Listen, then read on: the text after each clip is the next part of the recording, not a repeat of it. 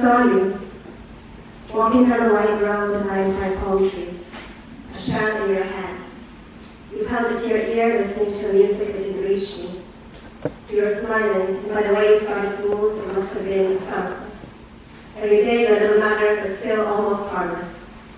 When you reached the end of the road, you bought a red car with the driver with a baseball cap, and handed it wrapped around his neck. The two of you disappeared, and the palm trees became stage lights. I saw you last night, mingling with the violin dealers, 21st century Dickensian characters milling about the Swiss countryside in the best 22nd century attire. All tinfoil, it's always tinfoil. The finest 17th century wood can buy. Oh, you were worried you were forgetting their names.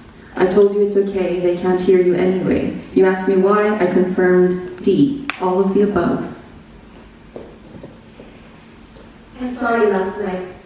You were pregnant. You looked peaceful and calm and tender.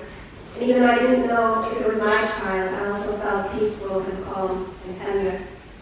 And even though I didn't know if I was the child, I clung to your chest, aspiring to be peaceful and calm and tender.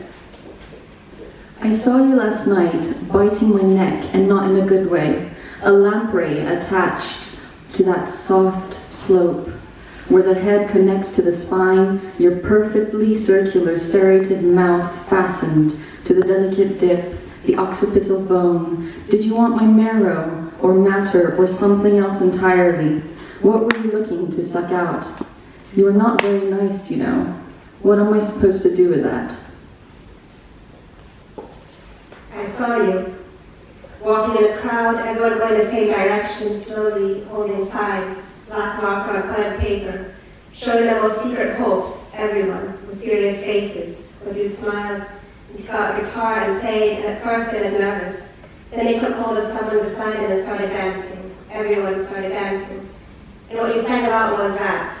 Those rats who no longer want to follow the Pied Piper. I saw you, you know. You were chasing a spider in a golden wig, and then the spider was chasing you, and I knew you had betrayed me somehow.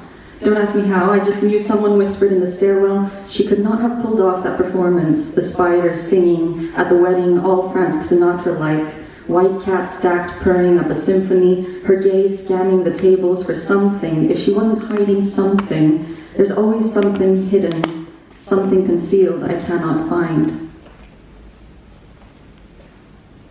If the songwriter speaks some enkindling words, even should people later forget them, even if the collective will condemns them to erasure, they've been said, they exist. And if later they're said again, the repetition extends the aforesaid in a history of events beyond what people of the moment remember. And if words, then deeds, before done, before acted, the incitations and dramatic strives on the step.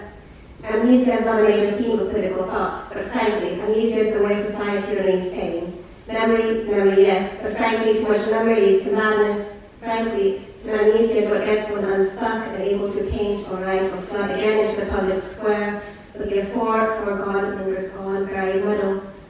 I didn't see any of this or dream it, of course. I never dream words. I only dream of you. I found this in my notebook signed 3:27 a.m., hour of rain, humbly yours, Genghis Khan. I saw you last night in the car with me. I don't drive. Trying to roll down the window while I keep driving by the place that is supposed to be here but is not, and you are struggling against the window winder handle with all your might, finally accepting the small victory of an inch or two. You say, is this really what you want to spend your precious beans on? Is this really the best you can do? I keep driving. I know it's here by the surrounding landmarks. In the death grip of context, I can't let go. I saw us beneath sheets and sheets of ice, blue and translucent and cavernous, gorgeous and clear and fabulous, already long gone was the time of fumbled prepositions, beyond instead of behind, from rather than of, across in place of between, just get there late. I'd begun to follow most of the weather of the city, I'd begun to contemplate crimes most benevolent. I'd begun to hum to myself the notion of the church choir. And you called and hung up and called again in that hollow space, if only we could push through the gleaming surface. In that hollow space we found wasn't hollow. In that polar recess where the earth moved and all we needed was patience. Already it was coming into being. We knew and gently ushered it. Yes, We did that in addition, apart from, or along with, but innocently disliked those who built drills of strategy, like Luis Agassiz in 1840 with his iron rod through the Alps.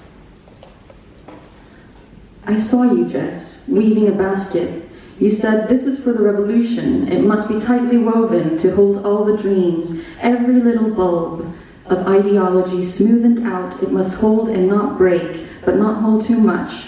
The weave must allow for the dirt to sieve through. We cannot be held down. Vermilion sand. I googled basket weaving and told you your technique could use improvement. I couldn't tell you how. You handed me the basket.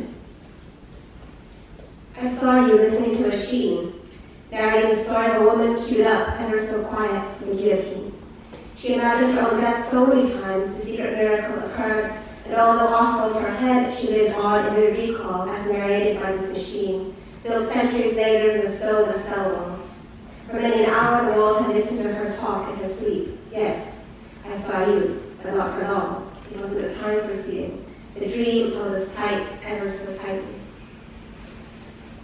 I saw you there too, Jess, only it was my head rolling. Again and again, someone finally picked it up, put it in a box and mailed it. Until we meet again, Jess, if you open it, remember to tear down the cardboard. Thank you.